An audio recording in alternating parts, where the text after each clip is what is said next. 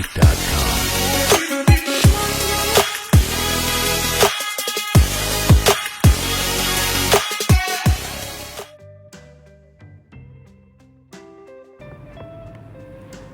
Bucket Wheel Excavator atau BWE. Bucket Wheel Excavator atau BWE adalah alat berat yang digunakan pada surface mining dengan fungsi utama sebagai mesin penggali terus-menerus dalam skala yang besar pada penambangan terbuka. Sistem pengoperasiannya paling efektif digunakan di tanah lunak yang tidak banyak mengandung batuan keras seperti halnya di tambang batu bara. Komponen utama BWE ini adalah roda berputar besar atau bucket wheel yang seperti piringan besar pada sebuah lengan raksasa secara vertikal dengan beberapa ember besi atau baja bergigi-gigi logam di bagian ujung bucketnya. Tipe BWE. Pertama, ada tipe BWE ukuran stripping wheel besar. Kedua, ada tipe BWE ukuran wheel medium. Ketiga, ada tipe BWE ukuran wheel kecil. Operasi dasar. Pertama, BWE merupakan alat gali yang bekerja secara berkesinambungan atau terus-menerus (continuous mining). Kedua, penggaliannya dilakukan menggunakan lengan atau boom yang pada ujungnya terdapat roda gali besar atau wheel yang dipasangi mangkuk-mangkuk atau bucket. Ketiga, boom beserta mangkuk-mangkuknya yang berputar pada rodanya ditekan ke arah material yang akan digali. Keempat atau terakhir, setelah mangkuk-mangkuk tersebut terisi penuh, selanjutnya ditumpahkan atau dicurahkan ke dalam truk. Fungsi penggerak BWE. Dapat kita lihat di gambar ini apa saja fungsi penggeraknya. Operasi kerja BWE. BWE bekerja dengan cara permukaan material digali dengan mengayunkan roda gali atau wheel yang berputar dengan kedalaman tertentu. Kedalaman penggaliannya sekitar 0,6 sampai 0,7 kali diameter roda gali atau wheel. Tipe penggalian pada BWE. Pertama, penggalian satu blok penuh. Kedua, penggalian setengah blok. Ketiga, penggalian depan. Cara pemotongan material. Cara pemotongan material dilakukan dengan dua cara. Pertama, ada terrace cut. Kedua, ada dropping cut. Cara pemuatan dan pembuangan material. Pertama, pemuatan langsung ke truk. Kedua, pembuangan langsung tanah penutup. Ketiga, pemuatan langsung. Sebagai penutup materi ini, berikut nomenklatur dari BWE.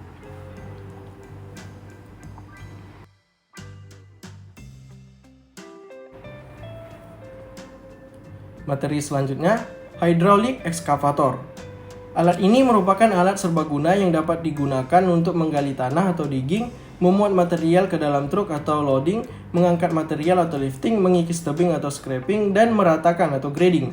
Dengan menggunakan kombinasi penggantian alat kerja, maka dapat digunakan untuk memecahkan batu, membongkar aspal, dan lain-lain. Hydraulic excavator ini memiliki merek yang beragam, seperti pada kendaraan umumnya. Tipe hydraulic excavator. Hydraulic excavator ini memiliki dua tipe. Yang pertama, ada namanya hydraulic hoe atau backhoe. Yang kedua, ada hydraulic shovel. Perbedaan dari keduanya kalau kita lihat secara langsung, pertama, bedanya pada bagian bucketnya atau bagian mangkuknya. Pada backhoe, bentuk bucketnya seperti mencakar atau posisinya ke bawah mau menggali. Kalau shovel, bucketnya terbuka atau seperti menampung gitu. Pada intinya, fungsi backhoe ini menggaruk dan shovel ini mengangkat. Perbedaan kedua bisa kita lihat pada silinder lengannya atau silinder arm, di mana pada backhoe posisi silinder lengannya berada di atas, sedangkan shovel posisi silinder lengannya berada di bawah.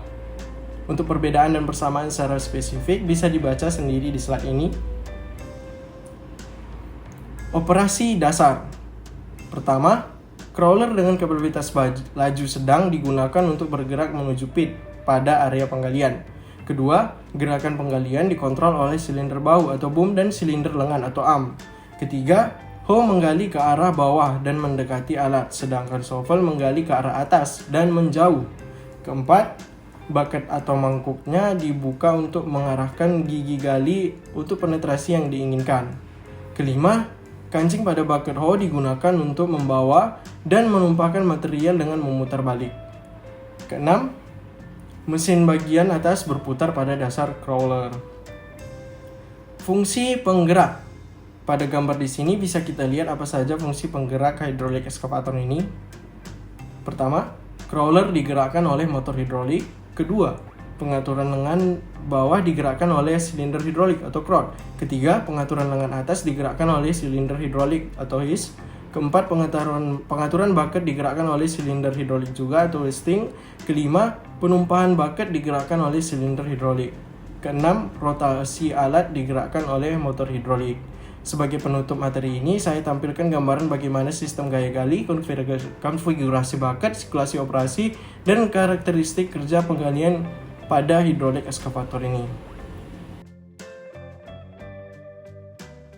Materi selanjutnya, load haul dump. Load haul dump adalah alat muat angkut tambang bawah tanah yang merupakan kombinasi front end loader dengan dump truck. LHD ini mampu mengerjakan 3 pekerjaan sekaligus, yaitu pemuatan, pengangkutan, dan penumpahan. Ini merupakan siklus dari LHD. Tenaga penggerak pada LHD ini ada 2. Yang pertama diesel, tenaganya 75-150 horsepower, bahan bakar yang digunakan berupa diesel. Yang kedua ada listrik, tenaganya sama seperti diesel, yaitu 75-150 horsepower, di mana pada listrik ini dibutuhkan 380 volt sampai 550 volt. Karakteristik LHD. Pertama, LHD adalah alat angkut pada tambang bawah tanah yang bisa sekaligus melakukan pemuatan, pengangkutan, dan penumpahan seperti dijelaskan tadi. Kedua, LHD dimodelkan sesuai dengan ketinggian tertentu dan disesuaikan dengan daerah sempit di dalam tambang. Ketiga, manuver LHD agak lambat tetapi bermanfaat karena dapat mengangkut material dalam jumlah banyak. Ini dikarenakan LHD memiliki bucket yang besar. Keempat, bucket dirancang untuk kemampuan muat dan daya tahan struktur yang optimal. Operasi dasar. Pertama, hidrolik yang bertenaga memberikan daya gali dan angkat yang luar biasa, serta pompa yang bervolume tinggi dan silinder yang besar menyediakan waktu siklus yang cepat. Kedua, LHD dapat berpindah tempat yang dituju dengan menggunakan ban. Ketiga, dalam operasinya LHD melakukan manuver agar dapat berganti arah. Keempat, joystick yang dioperasikan pilot menyediakan pengoperasian yang mudah digerakkan. Kelima, alat kontrol dalam kabin ditempatkan dalam tempat yang mudah dijangkau. Komponen LHD. Gambar ini menunjukkan apa saja komponen yang terdapat pada LHD, bisa dibaca lengkap pada slide ini. Selanjutnya, fungsi penggerak. Pada gambar ini, fungsi penggeraknya adalah pertama, swing. Ini merupakan gerakan rotasi LHD yang digerakkan oleh motor atau mesin untuk dapat berputar ke arah yang dituju. Kedua, ada propel, merupakan gerakan maju atau mundur LHD yang digerakkan oleh motor atau mesin. Ketiga, bucket dumping, merupakan gerakan bucket saat mengambil material dan digerakkan oleh hidrolik. Keempat, bucket hoisting, merupakan gerakan lengan ke atas atau ke bawah dengan tujuan untuk mengatur posisi bucketnya. Tipe-tipe LHD. Tipe LHD ini ada tipe R1300G, R1700G, R2900G, 42900G Extra. Sekian presentasi 3 materi dari saya. Terima kasih. Assalamualaikum warahmatullahi wabarakatuh. Saya Habibah Santika dengan NIM 07300-19025 akan melanjutkan tentang materi electric shovel. Electric shovel atau yang biasa disebut power shovel merupakan alat berat gali dan muat tambang yang sering digunakan berupa skop mekanis yang amat besar. Berikut adalah tipe-tipe electric shovel. Pada gambar pertama, gambar tersebut fungsi utamanya digunakan sebagai alat muat untuk truk. Pada gambar kedua dapat terlihat itu fungsi utamanya adalah sebagai alat gali.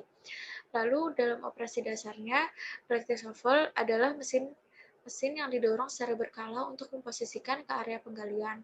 Penggalian menggunakan sistem gerak hoist dan crowd. Dumping dicapai dengan melepaskan penutup bawah di dipper sehingga muatan jatuh ke truk. Mesin atas dapat berputar mengayun ke bom dan dipper ke kanan atau ke kiri untuk pembuangan ke hopper, truk, atau stockpile. Lalu sistem penggeraknya yang pertama itu menggunakan generator motor. Generator motor atau Watt Leonard adalah sistem penggerak dengan arus searah yang disesuaikan. Kekuatan dinamo dari DC motor akan menggerakkan hoist dan kerekan propel dan fusi ayun. Dinamo dan gaya masukan untuk fleksibilitas kendali yang lebih optimal.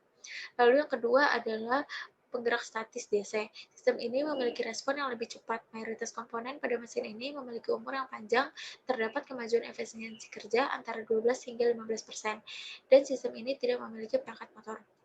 Lalu yang ketiga itu adalah penggerak statis AC. Sistem ini menggunakan dinamo motor squirrel cage, di mana lebih murah, memiliki kelebihan berupa kecepatan akselerasi yang lebih tinggi, juga aplikasi yang lebih baik, namun memiliki kekurangan lebih cepat panas. Sistem ini menjaga faktor kekuatan konstan dan memiliki potensi mengurangi konsumsi tenaga keseluruhan. Tenaga bisa dipakai untuk gerakan lainnya, namun kelebihan tenaga tidak dapat dikembalikan ke jalur listrik seperti dalam konsep Porte-Bernard. Lalu materi yang kedua adalah dragline excavator. Dragline excavator adalah alat untuk menggali material yang tidak terlalu keras. Letaknya dapat lebih rendah atau lebih tinggi dari posisi alat dan memuat pada alat angkut seperti truk atau tempat penimbunan yang dekat dengan tempat galian. Lalu ada tipe-tipe dragline excavator. Yang pertama itu ada crawler mounted dragline. Lalu yang kedua ada wheel mounted dragline, dan yang ketiga ada truck mounted dragline. Lalu untuk karakteristik dragline excavator yaitu dia termasuk ke jenis ekskavator dengan sistem penggeruk tarik, di mana terdapat tali baja pada penarik baket yang dapat dilihat di gambar, dan alat dasarnya yaitu baket yang dipasang pada boom sehingga stabilitas dragline harus diperhitungkan terlebih dahulu sebelum digunakan. Dengan kelebihan dari dragline yaitu jangkauannya lebih besar daripada backhoe dan power shovel, dan kekurangannya yaitu tenaga penggalinya lebih kecil. Lalu untuk operasi dasar dragline excavator yaitu dengan pengisian baket dengan menarik kabel tali sepanjang lapisan material ke arah alat. Setelah itu angkat sedikit tali untuk mengendorkan kabel tarik. Lalu setelah itu bongkar muatan baik di muka ataupun di belakang titik puncak boom.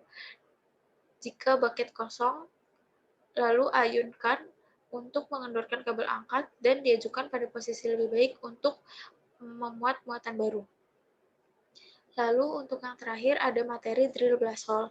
Drill blast hole adalah teknik yang digunakan dalam penambangan di mana sebuah lubang dibor ke permukaan batu, dikemas, dan bahan peledak dan diledakkan.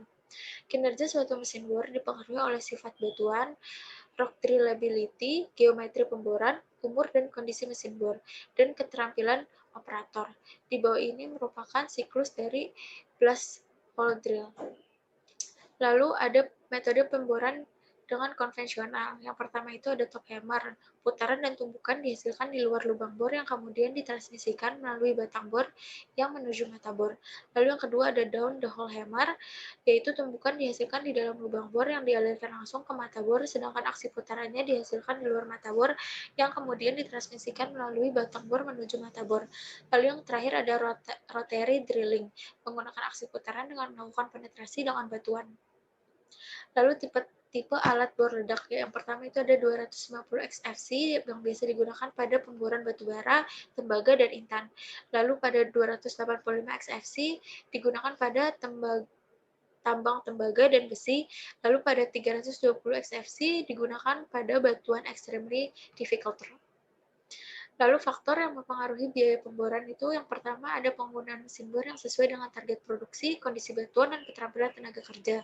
Yang kedua ada produk dan layanan yang purna jual. Lalu yang ketiga melakukan preventive maintenance dan perencanaan operasi yang baik untuk mencapai kesediaan dan penggunaan mesin yang optimal. Lalu yang keempat, menggunakan drilling consumables dan parameter pemboran yang tepat.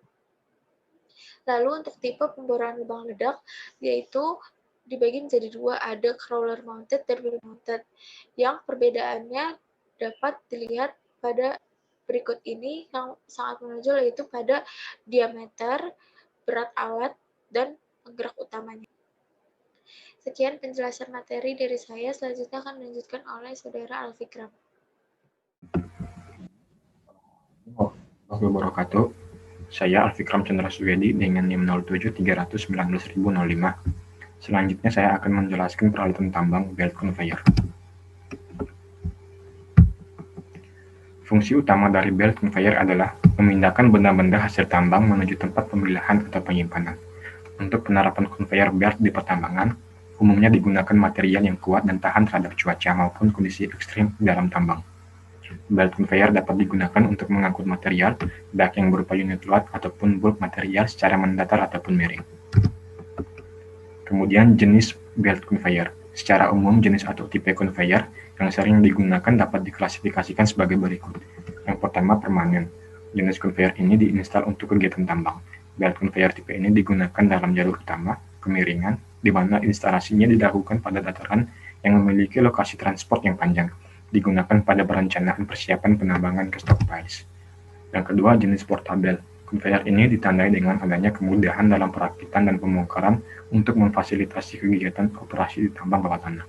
Yang ketiga, jenis shiftabel digunakan pada pertambangan permukaan secara kontinu. Jenis conveyor ini dipasang pada struktur yang mendukung agar dapat selaras serta posisi beltnya dapat seimbang, sehingga keseluruhan materialnya dapat ditransfer secara melintang mengikuti bidang belt conveyor tersebut. Yang keempat, jenis mobile transfer conveyor. Mobile transfer conveyor dipasang antara bucket belt ekskavator.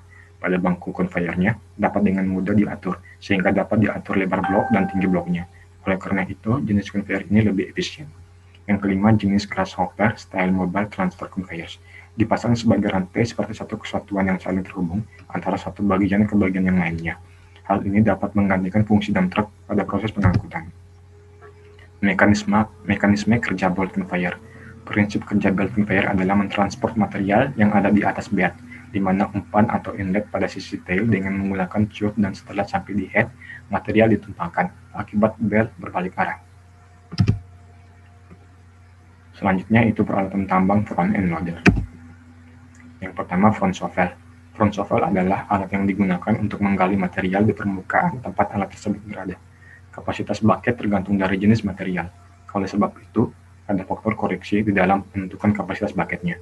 Faktor koreksi tersebut dikalikan dengan kapasitas bucket atau head capacity. Komponen power shovel dapat dilihat pada gambar. Yang pertama yaitu car body, yang kedua swing frame, yang ketiga track roller, yang keempat juga track roller, yang kelima boom, yang keenam stick, yang ketujuh bucket, yang kedelapan right hand module, yang kesembilan left hand module, yang ke-10 counterweight, dan yang ke-11 miss parts. Tahapan penggalian dengan menggunakan front shovel meliputi gerakan lengan, boom, dan bucket. Pada proses ini, alat sebisa mungkin tidak berpindah. Langkah-langkah pekerjaannya adalah sebagai berikut. Yang pertama, gerakan bucket ke depan sampai bagian ujung bucket menyentuh material.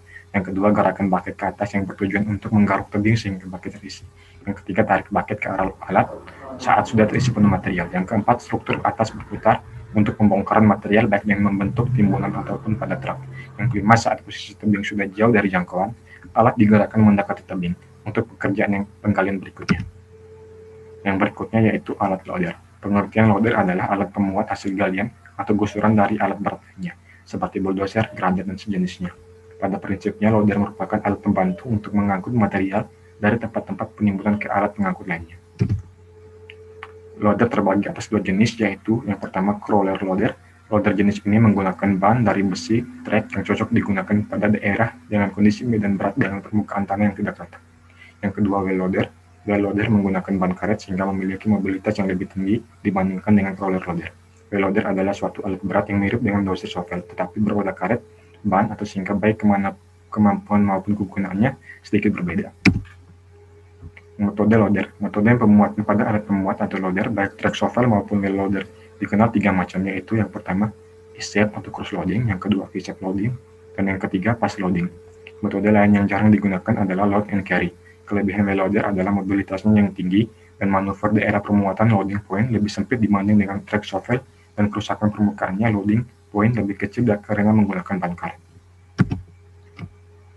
Sekian presentasi dari kelompok kami. Atas kekurangannya saya mohon maaf. Wassalamualaikum warahmatullahi wabarakatuh.